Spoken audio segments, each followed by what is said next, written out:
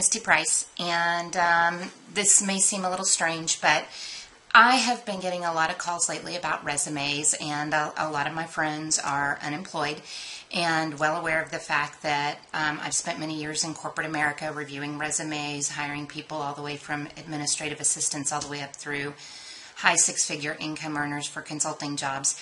And they're trying to figure out how to just get better hits and actually get an interview with their jobs. And so what I decided to do was try to be helpful. And I've just put together a little video of some basic resume tips. And I hope that if you're looking for the next job because you're laid off, or if you're just looking for a better job, or if you're just needing to brush up on your resume for any reason, that I might be able to offer some tips that'll help you out.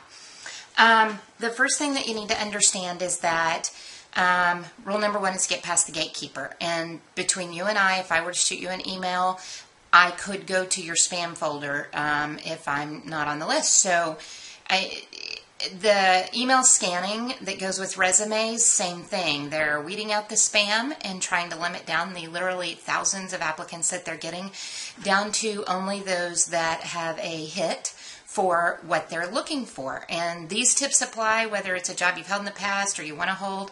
This is what you need to do if you want to get past the email scanner. So we're going to talk about two parts of the resume. One is how you get past the technology filter. And the second is once you're to the person and they're reviewing your resume, and you and the other thousands of people that have even gotten to that point all have the same basic skills or you wouldn't have applied for the job, what is it that they're looking for that helps your resume be a little more unique and stand out than some of the others? So first of all, looking here at the top of the resume, you'll see that there are two titles separated by a bullet point. That needs to be the job title of the job you're applying for. And so sometimes they'll have a title divided by a slash, or two titles, or two primary descriptions, or one title. Two things up there helps you get a better hit ratio. So you want to put at the top exactly what it is they're looking for, not what you've been in the past. And then right below that is a paragraph. And I had actually several years ago started to tell people that it was no longer necessary to put an objective or a summary at the top of your resume because those were so vague and generic. Nobody read them anyway, so it didn't matter. And now that's coming full circle to the extent that you do need it, but not to the point that it's unique and generic, but so that it's 100% customized to the job you're applying for. Now, these tips mean that every single time you're applying for a job online, you literally need to spend 3 or 4 minutes cut and pasting and changing around your resume.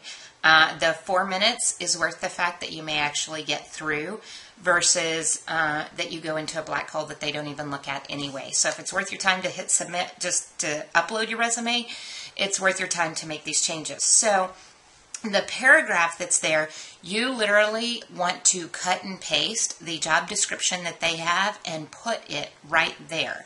Make any rewording or appropriate changes, but if it's exact, then the scanner is going to get hits on it.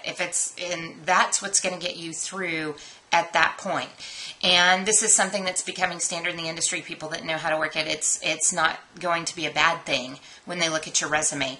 If it's not written in a format that it makes sense to do that, then what you want to do is take what they have, turn it into 2 to 3 complete sentences, and put that in, and using their words, the exact words that they have in context, but in a 2 to 3 sentence format.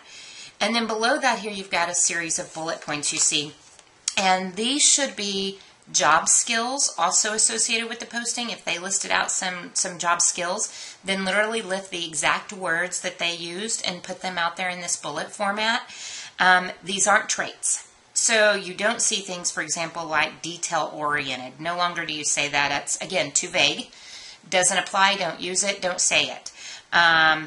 If they're looking for people to handle their system implementations, if they're looking for people to do business assessments, and whatever's appropriate in your field, your industry, it's skills, not traits. And this particular part, although here it looks like it's laid out with bullets, you want to make sure behind the scenes that if this is in a Word document, that that's not embedded in a table. Sometimes people will insert a table and lay out the formatting, and you either want to do bullets. If you're not familiar with how to do bullets, literally use the asterisk and space bar. This is one time where formatting 101 doesn't apply, because you want to make sure those scanners can pick up those words. And if they're in some form of a table, a lot of times the scanners skip right over them, and then you haven't accomplished exactly what it was intended for.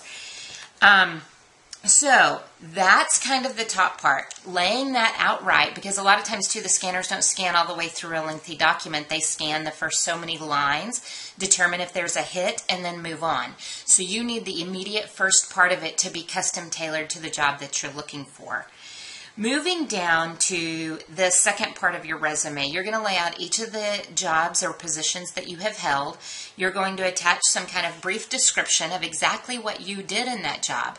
But more importantly, right under that here, you see that there are some bullets. And these bullets are your accomplishment statements.